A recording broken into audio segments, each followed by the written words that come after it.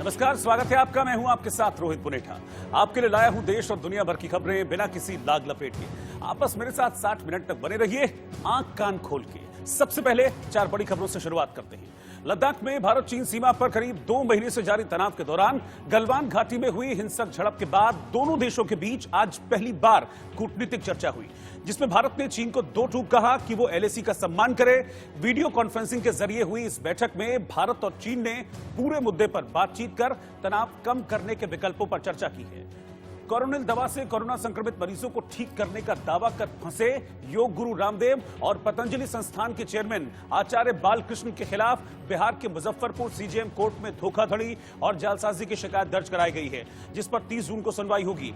इस बीच पतंजलि की तरफ से दवा है उस पर पूरी रिपोर्ट आयुष मंत्रालय को सौंप दी गई है, जिसे देखने के बाद ही यह मंत्रालय इस पर कोई फैसला लेगा। महाराष्ट्र विधान परिषद सदस्य गोपीचंद पडालकर ने एनसीपी प्रमुख शरद पवार की तुलना कोरोना से कर सियासी विवाद खड़ा कर दिया है। बीजेपी नेता गोपीचंद ने कहा कि शरद पवार कोरोना हैं जिन्होंने महाराष्ट्र को संक्रमित कर दिया है।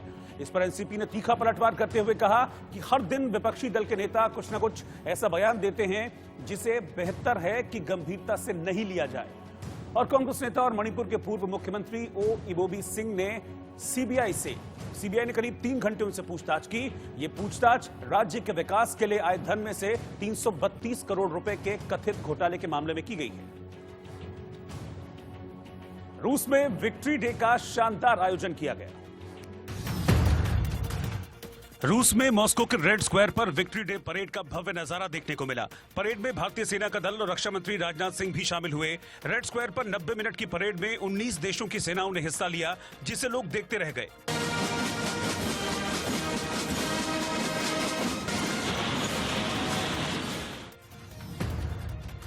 पेट्रोल डीजल की कीमतों में लगातार बढ़ोतरी का दिल्ली में कांग्रेस ने जोरदार विरोध किया। यूथ कांग्रेस के कार्यकर्ताओं ने मोदी सरकार के खिलाफ जोरदार प्रदर्शन किया।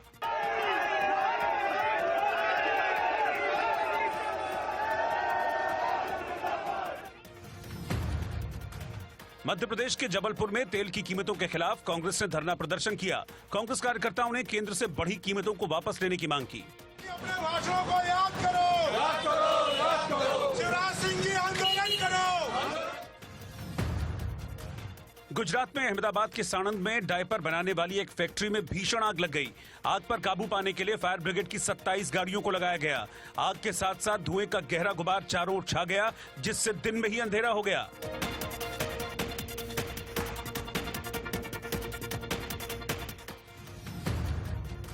पश्चिम बंगाल में दुर्गापुर के कजोरा इलाके में एक कार में भीषण आग लग गई, जिससे मौके पर अफरा तफरी मच गई। फायर ब्रिगेड को आग पर काबू पाने में कड़ी मशक्कत का सामना करना पड़ा, जिससे कुछ देर के लिए ट्रैफिक भी रुक गया।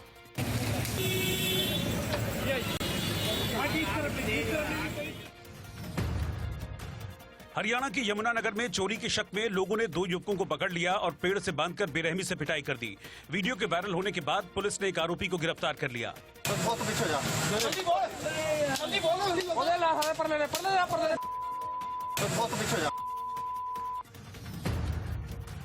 उत्तराखंड में हल्द्वानी के सितारगंज इलाके में एक युवक उफंती नदी की पुलिया पर फंस गया। युवक की बाइक तेज रफ्तार में बह गई, लेकिन युवक खुद को बचाने में सफल रहा। उसको बुला लो। राजस्थान में अलवर के कोट कासिम में कुछ बदमाशों ने एक जिम में घुसकर एक शख्स की गोली मारकर हत्या कर दी। हमला करने के बाद बदमाश हवा में गोलियां चलाते हुए मौके से फरार हो गए।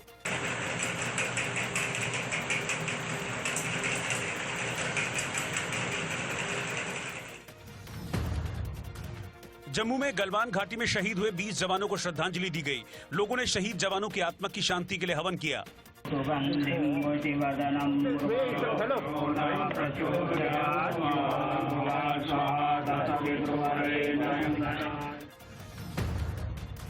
उत्तराखंड के चमोली जिले के सोनाली गांव में शहीद जवान सुरेंद्र नेगी के अंतिम दर्शन के लिए आसपास के इलाके के लोग उमड़ पड़े।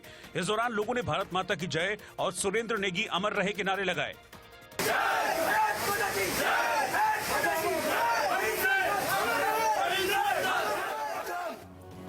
देश में लगातार बढ़ती तेल की कीमतों के बीच पहली बार पेट्रोल से महंगा डीजल हो गया है। लगातार 18वें दिन बुधवार को तेल कंपनियों ने कीमतें बढ़ाई तो दिल्ली में पेट्रोल की कीमत 79 रुपए 76 पैसे पर टिकी रही, लेकिन डीजल की कीमत 48 पैसे बढ़कर 79 रुपए 88 पैसे प्रति लीटर पहुंच गई, यानी कि पेट्रोल से 12 पैसे ज्यादा। तेल की बढ़ी कीमतों का विरोध कर रहा विपक्ष डीजल की कीमत पेट्रोल से ज्यादा होने पर सरकार पर और हमलावर हो गया। कांग्रेस ने महंगे तेल के मुद्दे पर सरकार को घेरते हुए कई शहरों में प्रदर्शन किया। भोपाल में मध्य प्रदेश के पूर्व मुख्यमंत्री दिग्विजय सिंह समेत कई नेताओं ने साइकिल की सवारी की और पेट्रोल और डीजल की कीमतें बढ़ने के खिलाफ विरोध जताते हुए रोशनपुरा चौराहे से सीएम आवास तक साइकिल पर मार्च निकाला। दिग्विजय सिंह ने आरोप लगाया कि सरकार कोरोना संकट में घिरी जनता से ही पैसे कमाने में जुटी है कि अगर वो जनता का हित देखते हैं, अगर जनता की लड़ाई लड़ने के लिए प्रतिशोध के रूप में वे साइकिल पर बैठकर गए थे केंद्र सरकार के खिलाफ, तो उनमें अगर हिम्मत है, अगर साहस है, तो मोदी शाह सरकार, भाजपा केंद्र सरकार के खिलाफ हमारे साथ साइकिल पर चले। हम उनके साथ मंत्रालय जाने के लिए तैयार हैं। उधर देश की राजधानी दिल्ली में भी यूथ कांग्रेस ने तेल की बढ़ी कीमतों को लेकर केंद्र सरकार के खिलाफ हल्ला बोल दिया और हाथों में सरकार की नीतियों का विरोध करने वाले बैनर लेकर जमकर नारेबाजी की। अगर डीजल महंगा हुआ तो किसान अपने ट्रैक्टर में किसान पहले से दोहरी मार से परेशान है और फिर उसके ऊपर भी अगर डीजल और पेट्रोल को साथ में, ऐसा ऐतिहासिक आज का दिन है, आज का दिन कि जिसमें पेट्रोल से ज़्यादा डीजल के दाम हो गए। तो हमारा सरकार से सीधा सीधा कहना है कि ये गलत चीज़ है। सरकार, लोग रास्ते पर आके प्रोटेस्ट नहीं कर सकते, इसका फ़ायदा उठा के लोगों को साथ में गलत काम कर रही है। एक तरफ तो कोरोना पैंडेमिक से लोग परेशान हैं, ऊपर से डीजल पेट्रोल के बढ़ते दामों से परेशान है। अंतर्राष्ट्रीय बाजार में जहां तेल की कीमतें घट रही हैं, लेकिन भारत में लगातार 18वें दिन तेल के दाम बढ़ने से दिल्ली में पहली बार डीजल का दाम पेट्रोल की कीमत से ज्यादा चला गया। पेट्रोल इस वक्त दिल्ली के अंदर 79.76 रुपीस पर लीटर में बिक रहा है, वहीं डीजल के दाम 79.88 रुपीस पर लीटर है। लगातार 12वें दिन डीजल और पेट्रोल के दामों में इजाफा हुआ है और इसी कारण वर्ष पेट्रोल और डीजल के दाम लगातार दिल्ली और तमाम उन जगहों पर बढ़ रहे हैं। हम आपको बता दें कि पेट्रोल और डीजल के दामों में 8.5 रुपये और डीजल के दामों में 10.48 पैसे का इजाफा है, जो पिछले 18 दिनों के अंदर लगातार हुआ है। देश में फैले कोरोना वायरस और भारत चीन तनाव के मुद्दे पर लगातार सरकार को घेर रहे कांग्रेस नेता राहुल गांधी ने लगातार बढ़ते पेट्रोल डीजल के दामों को लेकर एक ट्वीट कर सरकार पर तंज कसा। राहुल ने अपने ट्वीट में कहा कि सरकार ने पेट्रोल डीजल की कीमतों को अनलॉक कर दिया है। राहुल का निशाना सरकार के लॉकडाउन के बाद अर्थव्यवस्था को धीरे धीरे खोलने को लेकर शुरू किए गए अनलॉक 1 प्लान पर था। विपक्षी नहीं, एनडीए सरकार के सहयोगी दल जेडीयू ने भी तेल की कीमतों पर अपनी ही सरकार को कीमतें घटाने की नसीहत दे डाली। ये आम आदमी और ग्रामीण भारत के लिए बुरी खबर है। कृषि के क्षेत्र ने ही आर्थिक विकास की गति को थामे रखा है, ऐसा सरकार खुद स्वीकार करती है। 8 से 10 रुपए प्रति लीटर की डीजल में बढ़ोतरी किसानों की कमर तोड़ देगी। डीजल के दाम लगातार बढ़ने का असर ट्रांसपोर्ट इंडस्ट्री और किसानों पर पड़ने लगा है। जानकारों की माने तो डीजल की कीमतों में हुई बढ़ोतरी से ट्रांसपोर्ट की लागत में 15% से ज्यादा का इजाफा हो गया है। जाहिर है, अगर ट्रांसपोर्टर भाड़ा बढ़ाएंगे तो इसका सीधा असर महंगाई पर पड़ेगा। कोरोना संकट के बीच महंगे तेल की मार ने लोगों की मुश्किलों को और बढ़ा दिया है। यही वजह है कि विपक्ष ने इस मुद्दे को लेकर सरकार के खिलाफ मोर्चा खोल दिया है। लगातार 18वें दिन बढ़ी तेल कीमतों को लेकर देश भर में गुस्सा नजर आ रहा है। देश के अलग अलग शहरों से देखिए इंडिया न्यूज संवाददाताओं की ये ग्राउंड रिपोर्ट। हम इस वक्त तस्वीरें दिखा रहे हैं आपको मुंबई पेट्रोल पंप की कि किस तरीके से डीजल और पेट्रोल का भाव लगातार बढ़ता जा रहा है। अगर हम आज की बात करें डीजल के, तो आज है 78.30, यानी 80 रुपए के आसपास पहुंच चुका है डीजल का भाव, यानी आज 53 पैसा भाव बढ़ा एक दिन में। अगर हम 3 जून के आसपास की बात करें तो इसका डीजल का भाव था 66 रुपया 29 पैसा, यानी कह सकते हैं जिस तरीके देखिए लगातार भाव करीबन बढ़ता जा रहा है। वहीं अगर हम पेट्रोल की बात करें, आज का भाव तो 86.63 पैसा है, यानी पेट्रोल आज हालांकि 1 रुपया नहीं, 1 पैसा भी नहीं बढ़ा है, लेकिन डीजल के भाव भाव में लगातार बढ़ोतरी देखी जा रही है और यही वजह है कि लोग कहीं न कहीं परेशान है कि आखिरकार इस जो रेट बढ़ रहा है वह आखिरकार कब आकर रुकेगा। हमारे साथ जो डीजल भराने वाले लोग हैं इनसे जान लेते हैं क्या कहेंगे। 3 जून से जो भाव बढ़ना शुरू हुआ है वह अब रुकने का नाम नहीं है। अब तक कह सकते हैं करीब 13 से 15 रुपए के आसपास भाव बढ़ चुका डीजल का। तो अभी क्या करेंगे, अभी इसके ऊपर तो कोई चारा भी नहीं है। यह कहीं न कहीं जेब पर असर पड़ रहा है। देख सकते हैं कि जो एक तो कोरोना की मार, दूसरी तरफ से लोगों की जेबें ढीली हो रही है। अब देखिए कि आज का भाव देखिए यहाँ पर लगा हुआ है 78.30 पैसा, यानी डीजल लगातार जो पेट्रोल के आसपास भाव पहुंचता जा रहा है और यह कब रुकेगा इसका कोई अभी तक भरोसा नहीं है। हम मध्य प्रदेश के हर कोने में मौजूद होकर ये जायजा लेने की कोशिश कर रहे हैं कि आम जनता को इस लॉकडाउन के बाद में अनलॉक में पेट्रोल और डीजल के दामों से कितना फर्क पड़ा। सर, पेट्रोल डीजल के दामों से क्या फर्क पड़ रहा है? सर, हम तो किसान हैं सर, किसान हम खेती बाड़ी के लिए क्या करेंगे सर। अब हम तो डीजल कहाँ से इतना करेंगे सर। खेती बाड़ी में कितना डीजल लगता है, ट्रैक्टर का खर्च कितना रहता है सर। पहले किसानों की हालत बहुत खतरनाक 12 बज रही किसानों की। पेट्रोल डीजल के दाम भी पेट्रोल के बराबर आ गए। यस, वही बोलना चाहते हैं सर हम आपको कि सर डीजल का हम क्या करेंगे। मतलब पहले ही किसानों की आत्महत्या करने पे मजबूर हो जा रहे हैं और सर किसानों की पहले ही सब तरीके से 12 बजी ना इस साल अनाज बिका है ना कुछ भी नहीं और इतना डीजल महंगा जाएगा सर, हम खेती कैसे करेंगे। कैसे खेती कैसे होगी, किसान का दर्द ये है। सर, पेट्रोल डीजल के दामों को लेकर क्या कहेंगे? कम होना चाहिए सर, जल्दी कम होना चाहिए सर। कम होना चाहिए जी बिल्कुल सर। जेब पे भारी पड़ रहा है, खासतौर पे अनलॉक के बाद जब से शुरू हुआ। बिल्कुल 100% सर, बहुत भारी पड़ रहा है। कम होना चाहिए बिल्कुल सर। सर, पेट्रोल डीजल के दामों को लेकर आप क्या कहेंगे, कितना फर्क पड़ रहा है आपके जेब में? सर, बहुत फर्क पड़ रहा है और मिडिल क्लास को तो बिल्कुल गवर्नमेंट जो है किसी भी लेवल पे गिनती नहीं है सर। मिडिल क्लास वालों की हालत सबसे ज्यादा खराब है। कहता हूँ कि पेट्रोल और डीजल के, सर पेट्रोल और डीजल के दाम क्या चल रहे हैं इंदौर शहर में? 80 रुपये। 80 रुपये। पेट्रोल का कितना है? 80 रुपये। 80 रुपये। और डीजल का? डीजल का 79। यानी लगभग पेट्रोल के बराबर ही दाम देखने को मिल रहे हैं। मैं इस समय गाजियाबाद में मौजूद हूं और जो पिछले 17 दिन बीते हैं वो आम आदमी के लिए महंगाई के झटके से कम नहीं है। पेट्रोल और डीजल के दामों में लगातार इजाफा हो रहा है और ये इजाफा जो पिछले 17 दिनों में हुआ है वो करीब 8 रुपए हो चुका है। गाजियाबाद में आज पेट्रोल और डीजल के दाम क्या हैं वो हम आपको दिखा देते हैं, लेकिन आज ये बता दें कि आज पेट्रोल के दामों में इजाफा नहीं हुआ है बल्कि डीजल के दामों में इजाफा हुआ है। पेट्रोल के दाम आप देख लीजिए आज क्या हैं, आपको मीटर पे नजर आएंगे 80 रुपए 42 पैसे प्रति लीटर पेट्रोल है। वहीं डीजल के अगर दामों की बात करें तो वो 71 रुपए 88 पैसे है। थोड़े थोड़े पैसे में ये इजाफा लगातार हो रहा है और डीजल के जो दाम है इस बार वो पेट्रोल के दामों के मुकाबले तेजी से बढ़ रहे हैं। और आप समझ सकते हैं कि जब डीजल के दाम बढ़ते हैं तो तमाम चीज़ों के दाम बढ़ जाते हैं, रोजमर्रा की ज़रूरत की चीज़ें महंगी हो जाती हैं। ये जो 2 पहिया वाहन चालक हैं रोजाना भारी संख्या में दिल्ली एनसीआर में जाते हैं, अपने ऑफिसेज जाते हैं और रोजाना वो पेट्रोल भरवाते हैं और निश्चित है उनकी जेब लगातार कट रही है, यही सीधे तौर पर कहा जाए। एक शख्स है यहाँ पर, उनसे पूछ लेते हैं। साहब, पिछले 17 दिनों से लगातार पेट्रोल के दामों में इजाफा हो रहा है, डीजल में भी इजाफा हुआ है, क्या कहेंगे आप? तो महंगाई तो है ही है, महंगाई तो पब्लिक पे ही पड़ रही है। भारत सरकार ने पहली बार अपना अंतरिक्ष क्षेत्र प्राइवेट सेक्टर के लिए खोलने का फैसला किया है। इस अहम फैसले समेत मोदी कैबिनेट ने कई दूसरे बड़े फैसलों पर भी मुहर लगाई है, जिसमें सबसे अहम भारत के अंतरिक्ष क्षेत्र को प्राइवेट कंपनियों के लिए खोलने का फैसला है। इसकी बड़ी वजह यह है कि भारत अंतरिक्ष की दुनिया में अब तेजी से बढ़ा है और अब प्राइवेट कंपनियों को भी स्पेस मिशन में शामिल करने से भारत की क्षमता और बढ़ेगी। इसके लिए सरकार ने नई संस्था का गठन किया है जो Indian national space promotion and authorization centre कहलाएगा।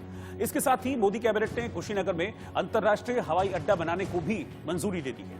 इस एयरपोर्ट की वजह से देश विदेश से बौद्ध धर्म के अनुयायियों को कुशीनगर आने में अब आसानी होगी। कैबिनेट की बैठक में पशुधन विकास के लिए 15,000 करोड़ रुपए का प्रावधान किया गया है, जिससे दूध का उत्पादन बढ़ेगा और लाखों लोगों को रोजगार भी मिल सकेगा। सरकार ने 1482 शहरी सहकारी बैंकों और 58 बहु राज्य सहकारी बैंकों को अब आरबीआई की निगरानी में लाने का अध्यादेश भी जारी कर दिया है। आरबीआई की निगरानी में आने से इन सहकारी बैंकों के निवेशकों को यह भरोसा मिलेगा कि उनका जो पैसा है वो अब सुरक्षित है। इसके अलावा मुद्रा लोन के तहत दिए जाने वाले 50,000 के शिशु लोन के लिए सरकार ने 2% ब्याज की छूट दी है, जिसका फायदा 9 करोड़ 37 लाख लोगों तक पहुंचेगा। आर्मी चीफ ने लद्दाख में एलएसी के फॉरवर्ड पोस्ट का दौरा किया। लद्दाख में एलएसी की फॉरवर्ड पोस्ट का army chief general Manoj Mukund Naravane ने दौरा किया। यहां उन्होंने चीनी सेना से मुकाबला करने वाले जवानों को सम्मानित भी किया।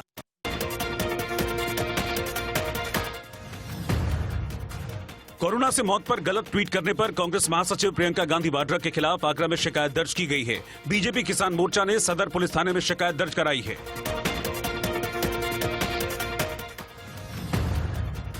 महाराष्ट्र में औरंगाबाद के सिलोट शहर में कोरोना की रोकथाम के लिए सैनिटाइजेशन का काम किया गया। इस काम में मंत्री अब्दुल सत्तार ने भी हाथ बटाया।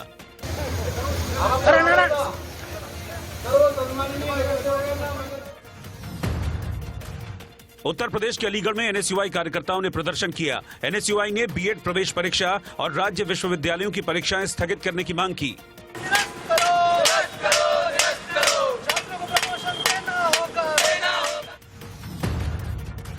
दिल्ली एनसीआर में झमाझम बारिश से लोगों को गर्मी और उमस से राहत मिली है। अगले 24 घंटे में राजधानी में मॉनसून दस्तक दे सकता है।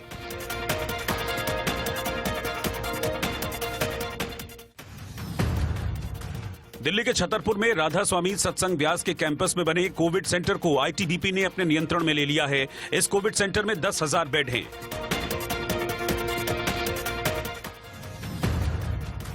दिल्ली में झमाझम बारिश के बाद कई इलाकों में पानी भर गया। वहीं दिल्ली के आईटीओ चौराहे पर पानी भरने से ट्रैफिक जैम हो गया।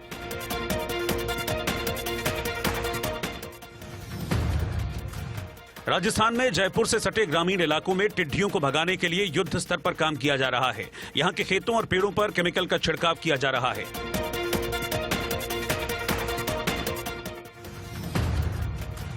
मुंबई के वाशी में एक जोड़ा चर्च में बेहद सादगी से शादी के बंधन में बंध गया। उसके बाद दोनों ने कोविड सेंटर के लिए बेड, ऑक्सीजन और चटाइयां भेंट की।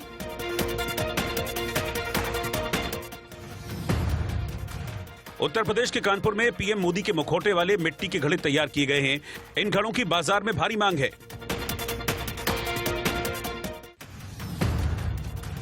शेयर बाजार बुधवार को शुरुआती बढ़त को बरकरार नहीं रख सका और गिरावट के साथ बंद हुआ। सेंसेक्स 561 अंक लुढ़ककर 34,868 पर बंद हुआ, जबकि निफ्टी 165 अंक फिसलकर 10,305 पर बंद हुआ।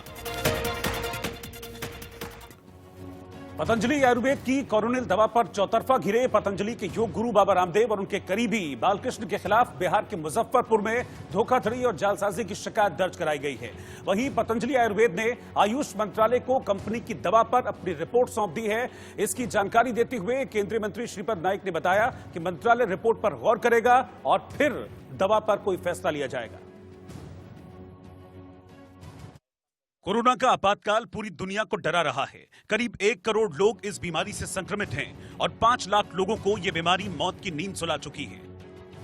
पूरी दुनिया को कोरोना से लड़ने वाली दवा का इंतजार है। तभी अचानक हरिद्वार में योग गुरु बाबा रामदेव एक प्रेस कॉन्फ्रेंस करते हैं और पूरे देश और दुनिया के सामने ऐलान करते हैं कि पतंजलि ने कोरोना को ठीक करने वाली दवा बना ली है और ये बीमार लोगों को 100% ठीक कर देगी।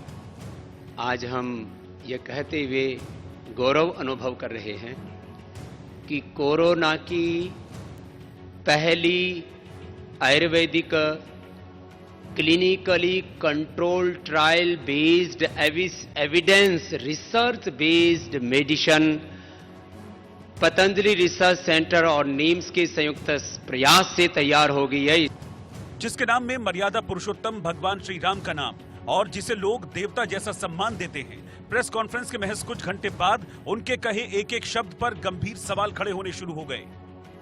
Clinically control trial based evidence research based medicine Patanjali research centre और नीम्स के संयुक्त प्रयास से तैयार हो गई है। जयपुर जिले में हमने जो निम्स हॉस्पिटल है उसको हमने कोविड केयर इंस्टीट्यूट के रूप में नामित किया हुआ है। वहाँ राजस्थान सरकार भारत का गाइडलाइन के अनुसार वहाँ पर प्रोटोकॉल के तहत कोरोना पेशेंट जो एसिम्टोमेटिक हैं उनको रखा जाता है, उनको उससे ट्रीटमेंट किया जाता है। निम्स अस्पताल ने किस स्तर पे अपने कैसे ये ट्रायल किया इसकी कोई जानकारी हमको नहीं है। न हमसे उन्होंने अनुमति मांगी है, न हमें सूचित किया, इसलिए हमें जानकारी नहीं है कि वो किस तरह की क्लिनिकल ट्रायल बात कर रहे हैं। यदि उन्होंने ऐसा किया है तो वो बिना सूचित किए हुए किया है। हमारे प्रदेश से उन्होंने केवल स्तर को या प्रतिरक्षा क्षमता को विकसित करने के लिए एक औषधि के रूप में उन्होंने हमारे यहाँ से परमिशन दी है, परमिट दी। कोई भी आदमी अगर इस तरह काम करेगा ये तो कानून विरुद्ध है। ना इन्होंने भारत सरकार के आयुष मंत्रालय से कोई परमिशन ली, ना राजस्थान सरकार से परमिशन ली। ऐसे क्लिनिकल ट्रायल कोई कर कैसे सकता है? ये विश्व की महामारी है और दुनिया के 200 देशों से ज्यादा इस महामारी से जूझ रहे हैं। दर्शकों के लिए एक अच्छी खबर, इंडिया न्यूज और पेटीएम फर्स्ट गेम्स मिलकर एक क्विज लेकर आ रहे हैं। इस क्विज में आपसे रोज इंडिया न्यूज के शाम 7 बजे, रात 8 बजे और रात 9 बजे के बुलेटिन में सवाल पूछे जाएंगे। इसके जवाब पेटीएम फर्स्ट गेम्स पर देने वाले लकी विजेताओं को पेटीएम फर्स्ट गेम्स ऐप के जरिए 10 लाख रुपए तक का इनाम दिया जाएगा। और आज का सवाल क्या है वो आपके टेलीविजन स्क्रीन पर अब आएगा। सवाल है कि इन सब्जियों में से कौन सी सब्जी हरे रंग की होती? विकल्प है भिंडी, बैगन, आलू या टमाटर। जवाब देने के लिए अभी डाउनलोड करें पेटीएम फर्स्ट गेम्स ऐप और विजिट करें ptmfirstgames.com पर।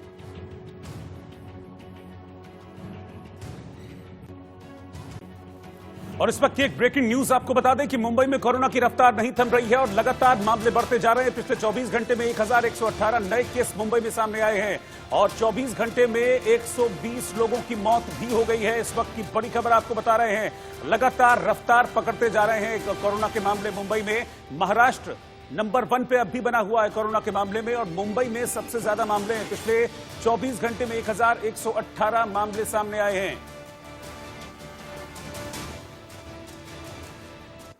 बाप बेटी की मस्ती का एक वीडियो सोशल मीडिया पर वायरल है। सोशल मीडिया पर छोटे बच्चों की क्यूटनेस से भरे न जाने कितने ही वीडियो वायरल होते हैं। ये ताजा वीडियो भी आपका दिल जीत लेगा। ये वीडियो इतना प्यारा है कि आप भी मॉनसून के इस मौसम में पानी से भरे गड्ढों में बच्चों की तरह छई छपाक छई करना चाहेंगे। ये वीडियो एक बाप बेटी की मस्ती का है। वीडियो में देखा जा सकता है कि एक बच्ची पार्क में इकट्ठा हुए पानी के बीच खड़ी है। वो अपने पापा को भी पानी में बुला लेती है, फिर दोनों मस्ती से पानी में छई छपाक छई करते हैं। बाप बेटी की ये क्यूटनेस बहुत से लोगों के दिलों को छू रही है।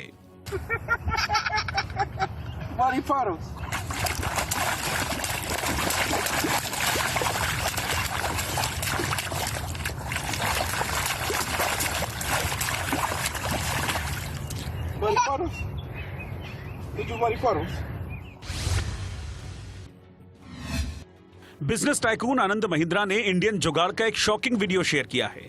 वीडियो में आप देख सकते हैं कि एक छोटे जीप नुमा ट्रक में लकड़ियों के लट्ठे लदे हुए हैं। इन लट्ठों को अनलोड करने के लिए जो तरीका अपनाया जा रहा है वो बेहद खतरनाक है। 3 से 4 लोग जीप को आगे से उठाते हैं, जिससे जीप का अगला हिस्सा हवा में लटक जाता है और गाड़ी में लदा सामान अपने आप जमीन पर गिरने लगता है। सामान अनलोड करने के इस जुगाड़ को देखकर बहुत से लोग हैरान हैं, क्योंकि ये जुगाड़ लोगों की जान जोखिम में डाल रहा है, खासतौर पर उन लोगों की जो आगे से जीप को उठा रहे हैं। हालांकि आनंद महिंद्रा इस वीडियो के कैप्शन में लिखते हैं कि मैं हैरान हूं कि लोग इतने कम संसाधनों में भी कैसे मैनेज कर लेते हैं।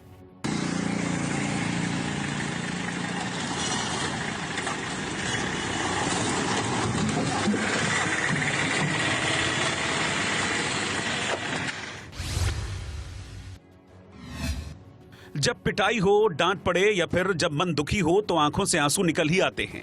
लेकिन एक वजह और है, जब ना चाहते हुए भी आंखों से आंसू निकल आते हैं और वो सिचुएशन तब आती है जब आप प्याज काट रहे होते हैं।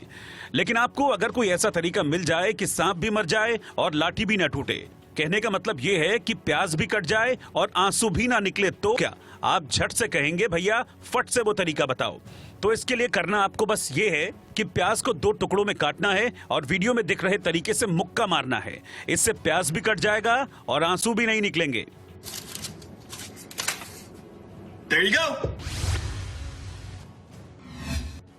कुदरत को स्वच्छ बनाने के लिए बहुत से लोग काम कर रहे हैं, लेकिन कचरा फैलाने वालों की भी कमी नहीं है।